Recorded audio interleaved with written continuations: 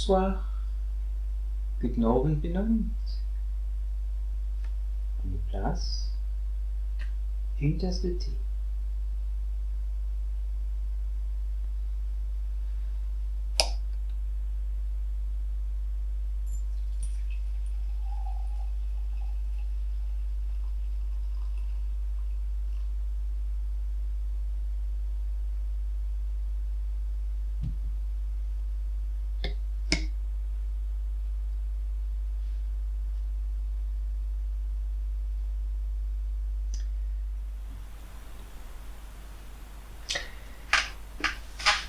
Aujourd'hui, nos invités sont nombreux.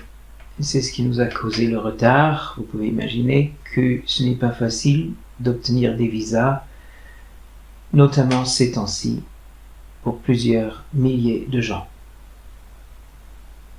Aujourd'hui, nous rencontrons les trois courants majeurs du peuple juif au temps de Jésus. Ce sont trois courants à l'intérieur de la foi juive, judéenne on pourrait dire, parce que les Samaritains sont laissés de côté. Trois courants que nous décrit entre autres le grand historien Flavius Joseph. Ils s'appellent les Sadducéens, les Pharisiens et les Esséniens. On peut dire qu'il y a un quatrième courant qui commence à se former et qui prend son essor après la résurrection de Jésus, c'est le courant chrétien. Celui-là, nous le connaissons un petit peu, nous n'allons pas l'évoquer aujourd'hui en tant que courant. Mais qui étaient donc ces gens et qu'est-ce qu'ils croyaient? Alors, c'est difficile de les apprécier à leur juste valeur parce que les textes dont nous disposons ne sont pas impartiaux. Ils tendent toujours à valoriser un courant, celui dont ils sont issus ou celui qui leur convient le mieux. Et ils rabaissent les autres. Notamment, nous ne savons pas grand-chose de positif par rapport aux Esséniens, parce que leurs écrits de l'époque ne sont pas très nombreux à nous être parvenus, sauf ceux qu'on trouve depuis quelques décennies dans des grottes au bord de la mer Morte. Mais là encore, il a fallu faire le lien entre ces trouvailles et le mouvement essénien. Et puis les Sadducéens, qui n'avaient pas besoin de beaucoup d'écrits, mais qui sont décrits et un peu décriés aussi, entre autres par Flavius Joseph, qui ne les apprécie pas. On va essayer quand même de voir de la manière la plus impartiale possible et la plus bienveillante en même temps, et quel était l'intérêt de ces différents mouvements. Alors certains traits caractéristiques des différents courants peuvent nous paraître proches de l'une ou l'autre tradition chrétienne de nos jours. Sans doute c'est vrai, parce que les intérêts des uns et des autres dans leur pratique de foi reviennent indépendamment de la religion, indépendamment de ce qui sont chrétiens, juifs. On trouve les mêmes courants dans l'islam et dans d'autres religions.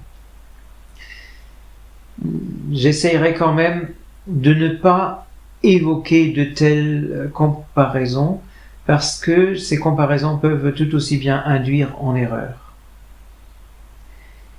On ne peut pas dire que tel mouvement chrétien correspond exactement à tel mouvement juif. Ça ne fonctionne pas. Voilà. Donc, à l'exception des chrétiens, que nous n'évoquons pas plus que ça, à l'exception des chrétiens, ces courants juifs se sont formés après la crise profonde qu'a créée l'occupation grecque. Occupation qui interdisait le culte au temple et imposait des gymnases et autres centres de culture grecque sur la terre que le Seigneur avait donnée. Vous imaginez, les Juifs sont très très pudiques, la nudité est absolument bannie de la sphère publique et on leur impose des stades où les gens pratiquent le sport tout nus. même sans une culotte. Donc il y a eu une révolte qui a réussi, qui a mené à la restauration du culte du temple. Tout cela, vous pouvez le lire si vous avez une Bible, soit une édition dite catholique, soit une édition qui contient les apocryphes de l'Ancien Testament, parce que cette guerre de rébellion est décrite dans les 2 livres des Maccabées. Attention, ne le lisez pas le soir avant de vous coucher, vous dormirez mal. Cette révolte est célébrée encore de nos jours chaque année en décembre par les Juifs quand ils fêtent la Hanouka, la fête des Lumières, à la période de notre Noël. C'est une fête qui rappelle que, alors qu'il n'y avait plus assez d'huile pour faire brûler les cierges les lampes dans le temple pendant 7 jours, cette huile a duré et continué à servir jusqu'à ce qu'ils aient pu faire de l'huile pure pour continuer le service à leur habitude. Voilà donc pour l'origine des 3 mouvements. Mais par qui commencer maintenant? Peut-être par les Sadducéens, car même s'ils ne sont pas le courant le plus important en nombre d'adhérents, ils sont puissants. De plus, si nous les connaissons avant les autres, ça nous permet aussi de comprendre les autres en contraste aux Sadducéens. Le nom de leur courant rappelle Sadoc. Sadoc, qui était grand prêtre à l'époque du roi David.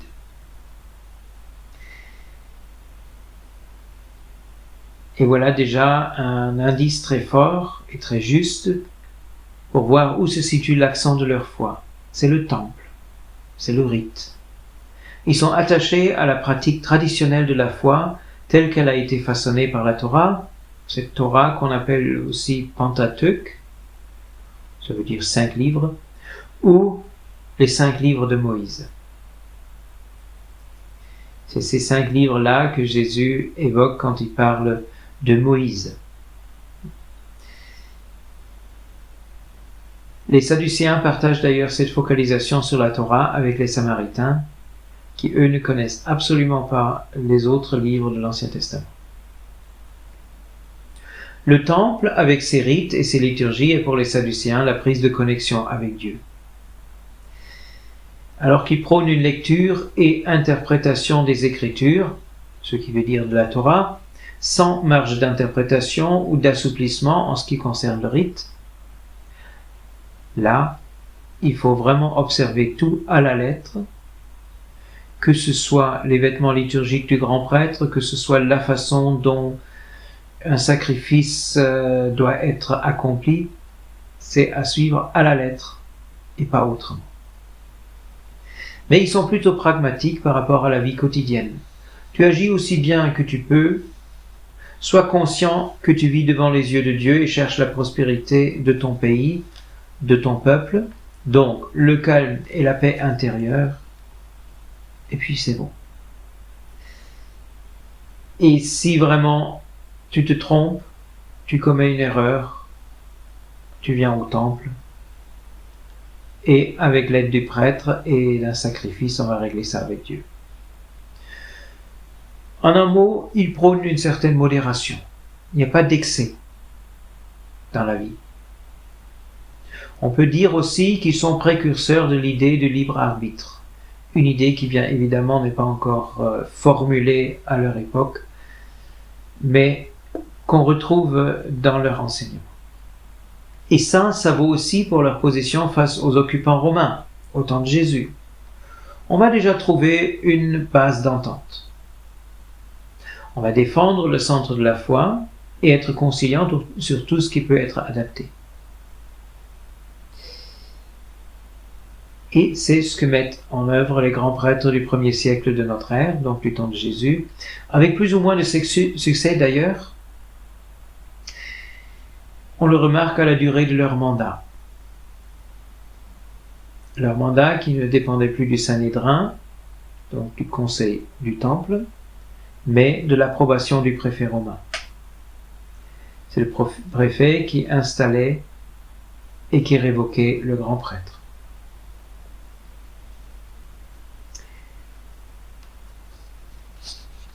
Venons aux pharisiens.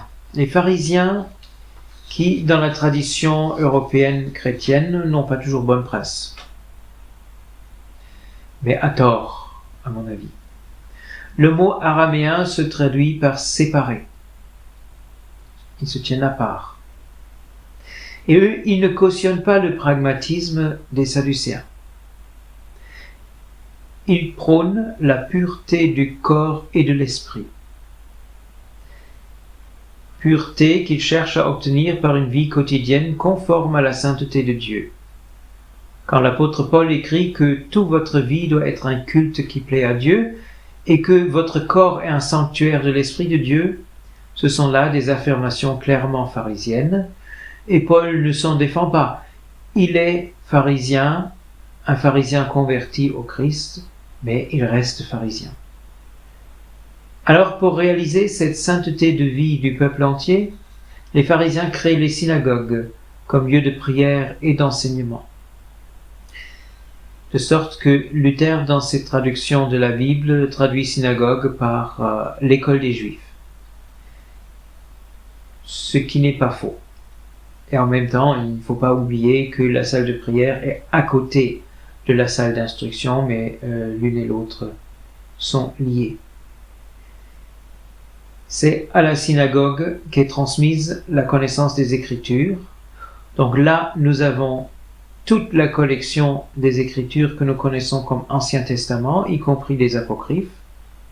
Parce qu'au temps de Jésus, pour ces lectures-là, ils sont passés aussi au grec.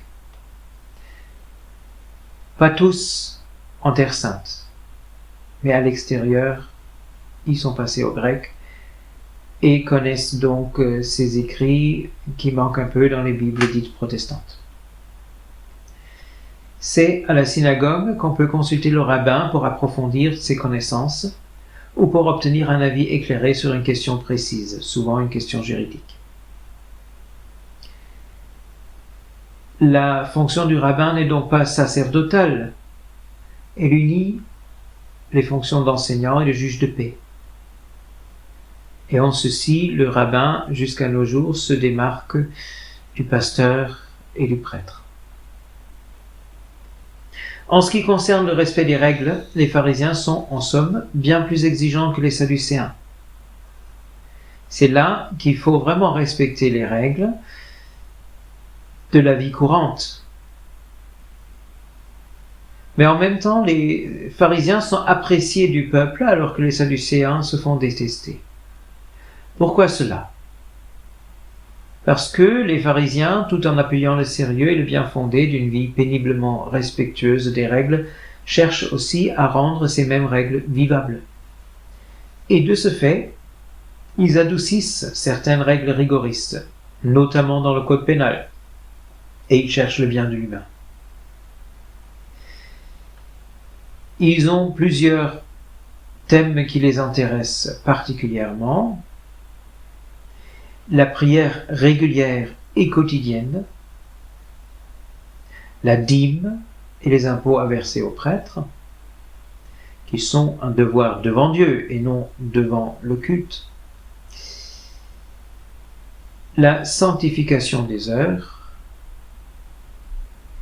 sanctification aussi du jour de repos et des jours de fête, la protection du cadre familial et de la femme.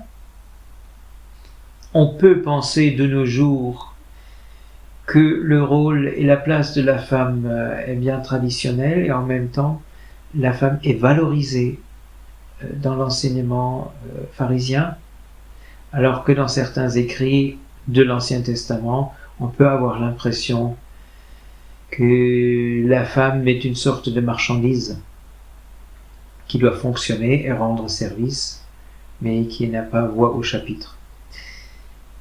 Les pharisiens ont une autre vision de la femme. Finalement, et c'est peut-être le point culminant, ils mettent beaucoup d'attention à la pureté ou impureté rituelle. Cette exigence de pureté rituelle, au début, était limitée au cadre du temple. Quelqu'un qui n'était pas pur ne pouvait pas approcher de la tente de la rencontre. Plus tard, ne pouvait pas entrer dans le temple, donc aller à la rencontre de Dieu. Pour les pharisiens, cette exigence sera transposée sur la vie courante, sur la maison, sur la famille. Que toute la vie soit un culte, dit Paul, en bon pharisien, et donc par conséquent, que toute la vie soit soumise aussi à l'obligation de rester pure, donc en état de pouvoir approcher Dieu. Et cette exigence devient une sorte de muraille de protection qui préserve le judaïsme non seulement de la tentation de syncrétisme, qui est tout à fait présente déjà à l'époque de Jésus, mais qui le protégera aussi contre les chrétiens et plus tard les musulmans. C'est l'ouverture à la mission païenne pour Paul de ne pas imposer toutes les règles de pureté aux chrétiens non juifs, mais ça met en même temps un fossé entre les juifs et les chrétiens d'origine païenne. Un fossé qui existe jusqu'à nos jours. Et si l'image des pharisiens dans les évangiles et dans la tradition de l'Église semble plutôt négative, il ne faut pas perdre de vue que l'enseignement de Jésus est très proche du leur. Jésus aussi fait attention à l'homme quand il dit « L'homme n'est pas fait pour le sabbat, mais le sabbat est fait pour l'homme », il rappelle aux pharisiens en fait un principe même de la pensée pharisienne. Les règles sont faites pour l'homme et toutes les règles qui entourent comme des protections les lois fondamentales afin que le croyant ne viole pas une loi fondamentale. Ces règles sont faites pour protéger non pas la loi, mais le croyant qui se mettrait en tort avec Dieu en violant une loi fondamentale, et donc on pose des garde-fous.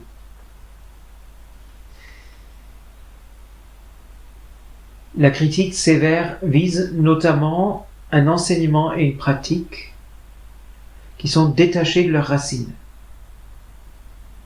où à nouveau on s'accroche au sens littéral des mots au lieu de chercher le sens spirituel des règles, où on perd de vue l'être humain et ne voit plus qu'une exigence à accomplir, et aussi où on se prend pour meilleur que l'autre parce qu'on croit avoir mieux accompli le règlement que le voisin. C'est ces attitudes, ces dérives qui sont critiquées, mais pas le mouvement pharisien en soi. De ce fait, Nicodème, par exemple, pharisien et membre du Sanhédrin, est tout à fait apprécié de Jésus et apprécie Jésus de son côté aussi. Et il y a beaucoup de pharisiens qui sont en bon terme avec Jésus, mais ça, on ne le raconte pas tellement dans l'Écriture. Ce que la tradition parfois reproche aux pharisiens, d'avoir une vue fourchée sur certaines questions, ou de trouver une porte de sortie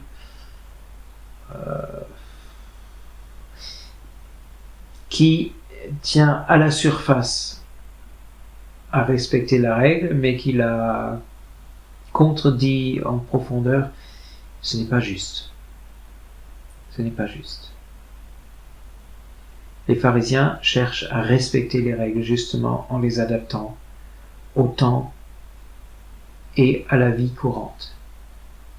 Parce qu'une règle inventée dans une salle haute ne convient pas forcément à la pratique de tous les jours. Voilà. Venons aux Esséniens. Les Esséniens, c'est le groupe autour duquel le plus de spéculations ont été formulées, entre autres parce qu'ils ne sont pas évoqués dans les évangiles. Ou dans tout le Nouveau Testament, on ne trouve pas le mot Essénien. Et pourtant, ils étaient bien là. Alors certains supposent que Jean-Baptiste était disciple des Esséniens. Ce n'est pas forcément exclu, mais en même temps, il ne semble pas avoir repris l'élément central de leur enseignement. D'une, parce que Jean-Baptiste, qui nous est présenté comme un fils de prêtre, n'entre pas dans la critique des Esséniens aux grands prêtres en poste. Les Esséniens disputent simplement aux Sadducéens, aux grands prêtres en fonction, la légitimité à prétendre à ce rang. Ils disent que depuis les guerres maccabéennes, le temple reste souillé et la prêtrise n'a pas été rétablie, parce que celui qui est devenu grand prêtre à la réinstallation du culte dans le temple n'était pas digne et tous ceux qui l'ont suivi ne l'étaient pas non plus. Ils disent, en plus, que c'est eux qui comptent en leur rang le vrai grand prêtre.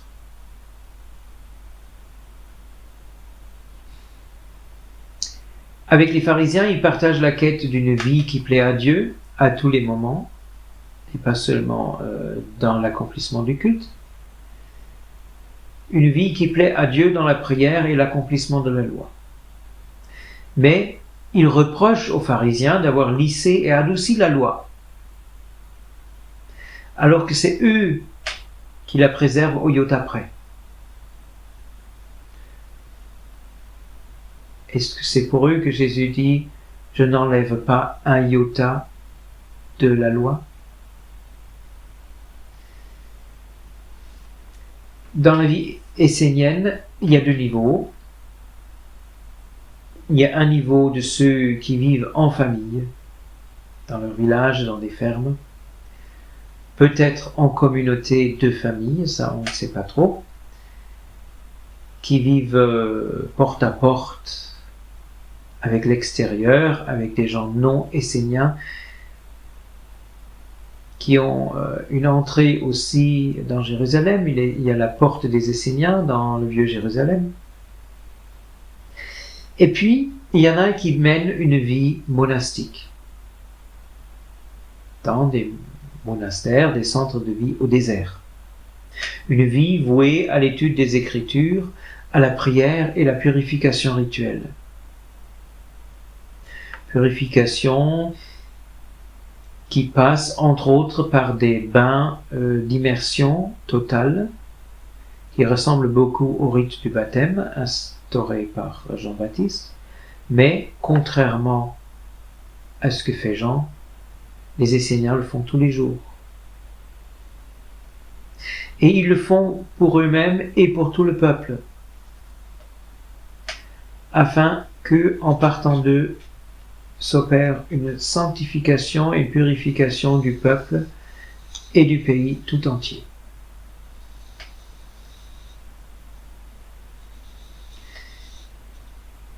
Les Sadducéens n'ont pas d'attente particulière pour l'avenir, ni dans ce monde, ni pour une vie après la mort. On vit sa vie, on la vit devant Dieu, et après, bon. La vie finie, quand on meurt, on entre dans une non-existence. Les Sadducéens, eux, s'attendent à une résurrection au dernier jour de cette création et attendent aussi la venue de loin de Dieu, du Messie, qui rétablira le règne de Dieu sur son peuple comme au jour ancien, qui sera un chef politique et spirituel, donc qui unira les fonctions de prêtre et de roi, qui parlera en prophète, qui peut-être même sera le nouveau grand prêtre. Les Esséniens, de leur côté, n'attendent pas un, mais plusieurs envoyés de Dieu. Ils attendent un prophète à l'image de Moïse, ils attendent un prêtre comme Aaron, ils attendent un roi comme David. Alors je reviens quand même un petit instant à Jésus. Où est-ce qu'il se situe entre tout ça? Selon le témoignage des évangiles, mais aussi de Paul, il n'appartient pas à un de ces courants. Mais nous y trouvons des éléments divers. Nous le trouvons très proche des pharisiens. Proche des pharisiens dans son focus de l'être humain. Il regarde l'être humain par l'amour de Dieu. Mais il n'est pas pharisien pour autant. Et si la critique des pharisiens est si dure dans ses paroles, c'est peut-être justement parce qu'il y a une grande proximité. Et que ceux qui déjà souillent l'image des pharisiens par leur comportement égoïste et détourné, justement parce que les pharisiens sont proches de la vérité, ces gens-là souillent aussi l'image de Dieu. Et c'est dommage parce qu'ils cachent ainsi tout le bien qu'ils font par ailleurs. Avec les Sadducéens qui laissent passer bien des choses dans la vie courante, tant qu'on peut les réparer par un acte rituel au temple, Jésus n'a pas beaucoup d'atomes crochus. Pour Jésus, c'est la vie courante, c'est aussi à chaque moment de se savoir aimer de Dieu. La façon sadducéenne de pouvoir réparer tout ce qu'on fait par un sacrifice, ça lui semblerait plutôt bigot. Évidemment, le sacrifice de sa personne et de sa vie que donne Jésus à Golgotha dépasse de loin les idées de tous les courants contemporains, pour lesquels, tout comme pour bien des mouvements et des religions après Jésus, un Messie en victime expiatoire n'est pas concevable. Impossible à imaginer pour les pharisiens, impossible aussi pour les Sadducéens, impossible même pour les Esséniens. Alors nous voyons Paul comme l'image du pharisien converti au Christ. Et il y a peut-être dans le Nouveau Testament aussi une référence au mouvement essénien, et ce serait alors l'Épître aux Hébreux, qui semble chercher à voir Jésus à la lumière essénienne, avec sa focalisation sur Jésus comme grand prêtre, Jésus qui, à la place du peuple entier, porte le péché et procède ainsi à la purification du peuple et du pays. Et Jésus qui est le grand prêtre suprême, le vrai, celui qui l'est à juste titre. C'est là, dans cet épître, une vision assez unique dans le canon biblique et qui mérite à être relevée. Qu'est-ce qu'ils sont devenus? Après la destruction du temple de Jérusalem, et surtout l'éparpillement des Juifs dans le monde entier, autant les Sadducéens que les Esséniens se sont éteints. Leur foi, leur enseignement n'a plus de sens quand il n'y a plus de temple. Les pharisiens et le rabbinisme qu'ils ont fondé ont également souffert de cette perte catastrophique. Mais en même temps, du fait qu'ils ont déjà transposé la relation avec Dieu du seul temple sur la vie entière, ils ont pu donner au peuple juif le moyen de survivre religieusement. Et donc l'enseignement et l'observance de la loi, la purification de la vie entière sont devenus les nouveaux accents de la vie juive après la destruction du temple. Et donc depuis près de 20 siècles maintenant. Sur ce, je vous dis bonsoir. Vous pouvez rester encore un instant si vous voulez. Et la prochaine fois, nous accueillerons deux personnages, bien différents, mais liés bien plus que ce qu'on croyait. Bonsoir.